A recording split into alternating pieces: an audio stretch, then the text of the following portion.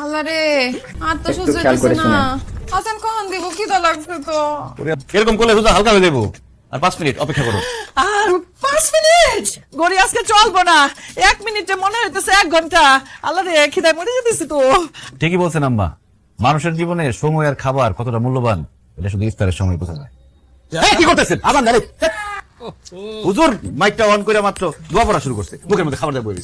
আব্বা আমি বসা থেকে উঠা পারলাম না, আমার শরীর খুব খারাপ লাগতেছে। আমার মনে হয় সে ভুলে গেছে আজান দিতে।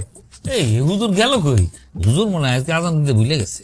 আব্বা হুজুর আজান দিতে ভুলে নাই, আজানের সময় হলে ঠিকই আজান দিব, একটু ধৈর্য ধরেন। হে হুজুর, একটু আজান দেন হুজুর, খিদা লাগছে, আজান দেন। আজান দিছি, এই আজান দিছে, সবাই খেজুর মুখে দিয়ে বিসমিল্লাহ বলে খেজুর মুখে দাও।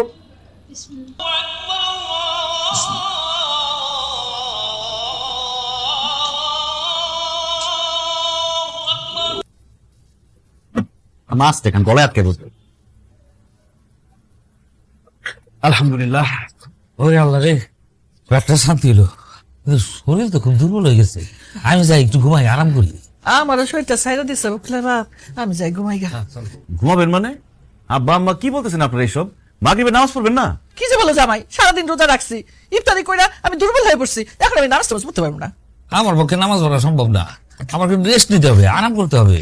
আব্বা রোজায় হচ্ছে 1 ফরজ, আর নামাজে হচ্ছে 17 ফরজ। 1 ফরজ আদায় করতে গিয়ে 17 ফরজ ছেড়ে দিলে হবে? নামাজ পড়তে হবে আব্বা, নামাজ হলো বেহেশতের চাবিকাঠি। আপনার চলেন মিয়া ভাই, চলেন আমরা মসজিদে গিয়ে জামাতের সাথে মাগরিবের নামাজ আদায় করে আসি। আর বকুল তুমি মার ভাবিরে নিয়ে বাড়িতে নামাজটা পড়ো। রোজা রাখছি না, প্রথম শরীরটা খুব খারাপ লাগতেছে। আজকে রোজা রাখছি, কালকে তো নামাজ পড়বো। কালকে তো নামাজ পড়তে হইব, তা আজকে নামাজের কি হইব? যাও 3 জন একসাথে নামাজ পড়ো। আম্মা যান, উঠো। আরে উঠো না কেন, উঠো। উঠতাছি। আয় আব্বা। আব্বা চলেন মসজিদে, চলেন আসেন। মসজিদে কষ্ট করে নামাজ না পড়ে বাড়িতে যে কোনো সময় পড়ে নিবি। কি কর না কর, সুস্থ সব মানুষ জামাতের সাথে নামাজ আদায় করুন, সব বেশি হইব। আর যে কোনো এক সময় পড়বেন মানে মাগরিবের রক্ত থাকে নাকি এতক্ষণ? তাড়াতাড়ি আসেন, আসেন।